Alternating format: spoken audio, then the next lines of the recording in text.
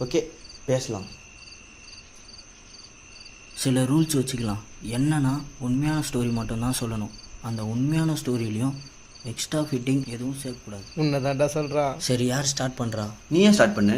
அக்கோபிக்கு போட்டுக்கலாம். டே குழந்தைங்க மாதிரி. அப்போ நீயே ஸ்டார்ட் பண்ணு. சாபுத்திரி போட்டுக்கலாம். தூ சாபுத்ரிச். சரி ஓகே. அன்றைக்கி ஒரு நாள் எங்கள் வீட்டு மொட்டை மாலை நான் படுத்துட்டு ஒரு வகை அமைதி